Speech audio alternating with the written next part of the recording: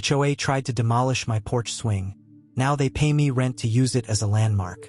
I never thought a porch swing would change my life. But then again, I never thought a lot of things that happened in Oak Ridge Estates would actually happen. When my grandfather passed away last spring, he left me his house in this picturesque Connecticut suburb. A charming two-story colonial with white siding, black shutters, and a front porch that wrapped around the east side of the house. The neighborhood was the kind where perfect lawns stretched out like green carpets and mailboxes stood at attention in uniform rows. The day I got the keys, rain pattered against the roof as I stood on that porch, listening to the gentle rhythm and smelling the earthy scent of wet soil from the garden beds. The house needed work. Peeling paint here, a loose floorboard there. But it was mine. Or more accurately, it was ours. My grandfather had built it with his own hands in the 1970s, when this development was just taking shape. "You've got to fix up that swing first thing," Mrs. Peterson had told me as she handed over a casserole the day I moved in. She'd lived next door for 40 years and had known my grandfather well. "Your grandpa sat on that thing every evening. Rain or shine, there he was, watching the neighborhood go by." The swing hung from sturdy chains on the east side of the porch, handcrafted from oak with my grandfather's initials carved underneath. JLM James Leonard Mitchell. I ran my fingers over those letters that first evening, feeling the grooves worn smooth by decades of weather and touch. I'd barely settled in when the first letter arrived. "Dear Mr. Mitchell, it has come to our attention that the front porch swing on your property at 437 Oak Ridge Lane is in violation of Homeowners Association Bylaw 23C, which prohibits permanent fixtures or furniture on front-facing porches that do not conform to the approved aesthetic guidelines. Please remove said item within 30 days or face a fine of $200 per day until compliance is met." It was signed by Margaret Winters, HOA president, in a looping, aggressive script that seemed to dig into the paper. I'd heard about the Oak Ridge Estates HOA from my grandfather, of course. How they'd formed 10 years ago after the neighborhood had changed hands from the original developer. How they'd implemented increasingly strict rules about everything from grass height to the color of your mailbox. Grandpa had fought them on every front, claiming his house predated their precious bylaws. "They can take their rules and shove them where the sun don't shine," he told me during my last visit before he passed. "This house was here before them, and it'll be here after them." I folded the letter and placed it on the kitchen counter. Outside, the evening air had turned cool, and the swing creaked gently in the breeze. I grabbed a beer from the fridge, walked out to the porch, and settled into my grandfather's swing. That night, as crickets chirped and distant thunder rolled across the Connecticut sky, I made my decision. That swing wasn't going anywhere. Little did I know I was about to go to war. The second notice came exactly 31 days later, this time with a $200 fine attached. I was expecting it, of course. I'd ignored the first one completely, just as my grandfather would have done. What I wasn't expecting was the knock on my door at 7:30 a.m. on a Saturday. "Mr. Mitchell?" The woman standing on my doorstep wore crisp khaki pants and a blue polo shirt with Oak Ridge Estates HOA embroidered on the chest. Her silver-gray hair was cut in a severe bob, and she held a clipboard like it was a weapon. "I'm Margaret Winters, president of the Homeowners Association." I recognized the name from the letter. "Morning," I said, not bothering to invite her in. The smell of my coffee brewing wafted through the open door. "I assume you received our notices?" Her smile didn't reach her eyes, which were busy scanning past me into the house. I could almost see her mentally cataloging potential violations. "I did. And yet the swing remains." "It does." Her smile tightened. "Perhaps you don't understand the seriousness of this situation. The HOA has strict guidelines about exterior appearances. Your grandfather was grandfathered in on many issues due to his stubborn nature and the age of his property. But with the change in ownership, your home must now come into compliance." I leaned against the doorframe. "That swing has been there for 40 years, Ms. Winters. It's not hurting anyone. It's an eyesore and not in keeping with our community standards. The rules clearly state." "My grandfather built this house before there was an HOA," I interrupted. And he built that swing with wood from trees that grew on this very property. Her eyes narrowed. The rules apply to everyone, Mr. Mitchell. I'm afraid we'll be adding a $200 daily fine until you comply. And if the fines accumulate past a certain threshold, we have the right to place a lien on your property. That's when Tom Feldman from across the street stepped out to get his newspaper. He waved at me, then frowned when he saw Margaret. Tom had helped my grandfather with some repairs over the years, and we'd shared a beer on my porch just last week. "Everything okay, James?" he called. Margaret's mouth tightened even further. "Perfectly fine, Tom. Just discussing some compliance issues." "That swing again?" Tom shook his head. "Margaret, that swing's been there longer than most of us have lived here. Rules are rules, Tom." She turned back to me. "You have 3 days to remove it before the next fine is assessed." After she left, Tom wandered over, newspaper tucked under his arm. "She's been trying to get your grandfather to take that swing down for years," he said. "Some kind of personal vendetta, if you ask me. Why would she care so much about a porch swing?" Tom shrugged. "Who knows? But I'll tell you this, a lot of people around here loved your grandpa, and they love that swing. It's like a landmark. My kids used to tell their friends, 'Turn at the house with the swing.' I spent the rest of that morning researching property laws and HOA regulations. Then I called a lawyer, my college roommate who specialized in real estate law up in Boston. By Monday morning, I had a plan. I took a personal day from work and drove down to the county records office. It took most of the day, but by closing time, I had what I needed.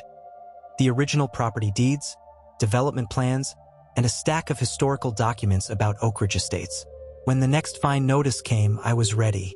I wrote back a formal letter citing the original property covenant that predated the HOA, which specifically protected existing structures and fixtures. I included copies of the relevant documents, along with a photograph of my grandfather on the swing dated 1978, 15 years before the HOA existed. The fines kept coming. I kept ignoring them, and that's when things escalated. I came home from work one Thursday in October to find 3 men in matching polos examining my porch with measuring tapes. A small crowd of neighbors had gathered on the sidewalk. "Excuse me," I called as I got out of my car. "What's going on here?" The tallest of the men stepped forward. "HOA enforcement. We're documenting the violation before removal." "Removal?" I felt my face grow hot. "You're not removing anything from my property." "Actually, sir, according to Bylaw 47B, after 90 days of noncompliance, the HOA has the right to remedy violations at the homeowner's expense." Mrs. Peterson had pushed through the small crowd by this point. "This is ridiculous, Jeffrey," she said to the tall man. "James Sr. built that swing when you were still in diapers." Other voices joined in, some supporting me, others backing the HOA. I noticed Margaret Winters standing by her SUV across the street, watching with a satisfied expression. I pulled out my phone. "I'm calling the police. You do not have permission to remove anything from my property. The bylaws give us." "The bylaws don't override state property laws," I interrupted. "And I've got documentation proving this swing is a protected historical fixture. Touch it, and I'll sue not just the HOA but each of you personally." I was bluffing, mostly, but it worked. After a heated discussion and several phone calls, the enforcement team left, promising this wasn't over. That night, as a cold rain fell, I sat on the swing with a thermos of coffee, keeping watch. Around midnight, headlights appeared at the end of the street. I tensed, but the car just drove slowly past my house before continuing on. 10 minutes later, it happened again. Someone was watching, waiting. I texted Tom, "Keep an eye on my place tomorrow if you can. I think they might try something while I'm at work." His response came quickly, "Got your back, so do a lot of others here." The battle for my grandfather's porch swing had become a neighborhood civil war. As fall deepened into winter, the swing became something of a symbol in Oak Ridge Estates. People would slow down as they drove past, some waving in support, others glaring in disapproval. The neighborhood had effectively split into 2 factions, pro-swing and anti-swing. The HOA fines continued to pile up, now totaling over $12,000 on paper. I'd consulted with 3 different lawyers by this point, all assuring me that the HOA's position was legally dubious at best, especially given the documentation I'd uncovered. Still, fighting it would be expensive and time-consuming. One frosty December morning, I found a note tucked into my mailbox. Not an official HOA letter, but a handwritten message on flowery stationery. Check the local paper. Page 3. It wasn't signed, but I recognized Mrs. Peterson's handwriting. The Connecticut Herald ran a small story about our dispute, portraying it as a David versus Goliath battle between a homeowner honoring his grandfather's legacy and an overzealous HOA. They'd included a photograph of the swing with me sitting on it, looking appropriately defiant. The article mentioned that several longtime residents considered the swing a beloved landmark, and that it had historical significance as one of the original features of the neighborhood. That afternoon, a reporter from the Hartford Courant called, wanting to do a follow-up piece. The next day, a local TV station sent a van. Suddenly, my grandfather's porch swing was news. Margaret Winters was not pleased. I spotted her standing on the sidewalk during the TV interview, arms crossed, face pinched with anger. When the reporter asked if I could demonstrate the swing, I made sure to give an extra enthusiastic push, the chains creaking in what felt like cheerful defiance. The media attention changed things. The HOA board called an emergency meeting, which I attended along with about 30 neighbors. The community room at the local library was packed, with people standing against the walls. Margaret opened the meeting with a tight smile. As you all know, we have a situation with noncompliance at 437 Oak Ridge Lane. While we appreciate Mr. Mitchell's sentimental attachment to his grandfather's porch swing, rules exist for a reason. Consistent standards maintain our property values and community aesthetic. A man in the back called out, "My property values are doing just fine with that swing there, Margaret." Several people laughed. Margaret's smile vanished. I stood up when it was my turn to speak. "I'm not trying to cause trouble," I began. "I just want to honor my grandfather's memory and preserve something that's been part of this neighborhood longer than most of us have lived here." I held up a folder. "I've brought copies of the original property covenant that specifically protects existing structures, as well as documentation proving the swing predates the HOA by 15 years. The debate that followed was heated. Some residents argued passionately that rules had to be enforced consistently. Others pointed out the absurdity of targeting a harmless swing that had become something of a neighborhood landmark. "My daughter used that swing to announce her engagement," Mrs. Peterson said tearfully. "James Sr. let her hang a banner from it. It's in all our family photos." Tom Feldman stood up next. "When my son was learning to ride his bike, James Sr. would sit on that swing and cheer him on. When the boy finally made it around the block without falling, your dad was waiting with popsicles," he said, nodding at me. "That swing isn't just wood and chains. It's part of our community's story." By the end of the meeting, it was clear that public opinion had shifted significantly in my favor. Even some board members seemed uncomfortable with Margaret's rigid stance. They agreed to review the situation and vote at the next regular meeting. I thought that might be the end of it. I was wrong. 3 days later, I came home to find the porch swing gone. Chains dangling empty from the ceiling, sawdust scattered on the floor. A notice had been taped to my door. Violation remedied per HOA bylaw 47B. Cost of removal, $350, billed to homeowner. I stood there in shock, a cold December wind whipping around me. Then I noticed something, a slip of paper caught between the porch boards. I picked it up, a receipt from Premium Moving and Storage with an address in the next town over. I made some calls. By nightfall, I knew where my swing was, and by the next morning, I had a plan that would change everything. Took me 3 weeks to put everything in place. 3 weeks of careful planning, of quiet conversations with neighbors, of filing paperwork and making calls. 3 weeks of an empty porch that felt like a missing tooth in a familiar smile. During that time, I noticed something strange. People would slow their cars as they passed my house, their faces falling when they saw the empty porch. Children on bikes would point and ask questions.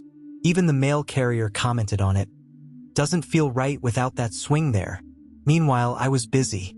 My lawyer friend from Boston connected me with a local attorney specializing in historic preservation. Tom Feldman, who turned out to be a retired photojournalist, helped me compile a visual history of the swing through decades of neighborhood photos. Mrs. Peterson organized a petition that ultimately gathered signatures from 78% of Oak Ridge Estates households. The town council meeting fell on a snowy Tuesday evening in January.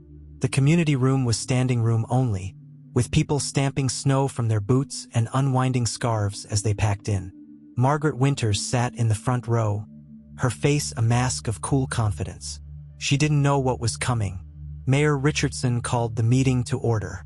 "We have an unusual item on our agenda tonight," he began. "A petition for historic landmark designation for a porch swing?" There were chuckles throughout the room. Margaret's smile widened. "I'd like to invite James Mitchell to present his case." I walked to the podium, carrying a thick binder of documents. For the next 15 minutes, I outlined the history of my grandfather's house and swing, how he'd built both as one of the original residents of what would become Oak Ridge Estates, how the swing had become a neighborhood fixture for over 4 decades, how it had featured in countless community moments from marriage proposals to homecomings. "This isn't just about a piece of furniture," I concluded. "It's about preserving the character and history of our community. It's about recognizing that sometimes the most meaningful landmarks aren't grand buildings or monuments, but the small, everyday places where life happens." Then I played my trump card, a video compilation Tom had put together. Decades of photographs and home movies showing the swing. Children lined up for turns on Easter egg hunts in the 80s. My grandfather passing out Halloween candy from it in the 90s. Neighborhood watch meetings where it served as the unofficial chair's seat. The time it was decorated as Santa's sleigh for the holiday tour of homes. When the lights came back up, I noticed something I hadn't expected. Margaret Winters dabbing at her eyes with a tissue. The vote was unanimous. The James Leonard Mitchell Memorial Porch Swing was officially designated a historic landmark under Town Ordinance 217, with protected status that superseded any HOA regulations. There was just one problem. The swing itself was still sitting in a storage facility across town. "The HOA removed the swing without my permission," I explained to the council. "I'd like to request that they be required to return it and restore it to its original condition." Mayor Richardson looked at Margaret. "Ms. Winters, as HOA president, would you care to respond?" Margaret stood slowly. The room went quiet. For a moment, I thought she might continue fighting. Instead, she surprised us all. "The Homeowners Association acknowledges its error in judgment regarding the Mitchell property," she said stiffly. "We will, of course, return and reinstall the swing at our expense." A cheer went up from the crowd. But Margaret wasn't finished. "However," she continued, "as the swing is now officially a historic landmark, it seems appropriate that it should be accessible to the public in some capacity. Perhaps Mr. Mitchell would consider allowing the occasional neighborhood event to center around this important community fixture." It was a peace offering, wrapped in bureaucratic language, and I recognized it for what it was, a face-saving measure that would allow the HOA to claim some victory while acknowledging defeat. "I think my grandfather would have liked that," I said. 2 days later, a truck delivered my swing, now professionally restored with fresh varnish that made the oak gleam. The men who installed it were careful, referencing old photographs to ensure it hung at exactly the same height and angle as before. That evening, as a light snow fell, I sat on the swing, its familiar creak welcoming me home. Mrs. Peterson brought over hot chocolate. Tom and his wife joined us with some bourbon to fortify the chocolate. Other neighbors drifted by, and soon there was an impromptu gathering on my porch. Margaret Winters appeared at the edge of the yard, hesitant. I waved her up. She approached cautiously, carrying a small wrapped package. "A housewarming gift," she said, handing it to me. "Though I suppose you've been here almost a year now." Inside was a small brass plaque, JLM Memorial Swing, EST 1978, Historic Landmark 2023. "Thank you," I said, genuinely touched. "Would you like to sit?" She shook her head.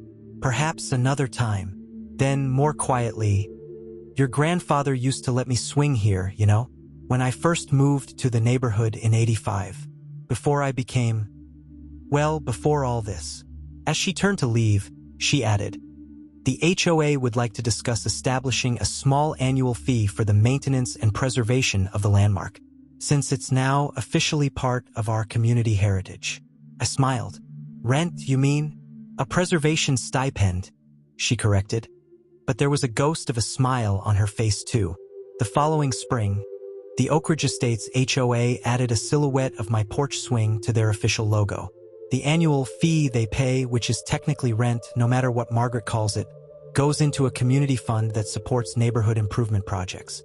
My grandfather's swing has hosted 2 engagement photos, 1 wedding, countless neighborhood meetings, and even featured in a local tourism brochure about historic Connecticut neighborhoods. Every Halloween, I sit there handing out candy, just like he used to do. Sometimes, on quiet evenings when the Connecticut air is sweet with the scent of cut grass and distant barbecues, I think I can feel my grandfather sitting there beside me. His initials are still carved underneath, fingers smoothing the grooves with each passing year, adding new stories to the old. The HOA still sends me notices about my grass being half an inch too tall or my mailbox needing a fresh coat of paint. But there's never any mention of the swing. That battle is over. And every time I hear its familiar creak welcoming me home, I'm reminded that sometimes, the things most worth fighting for aren't grand or impressive. They're the simple, everyday treasures that hold our memories and connect us to something larger than ourselves. In the end, they didn't just fail to demolish my porch swing. They immortalized it. And somewhere, I know my grandfather is laughing.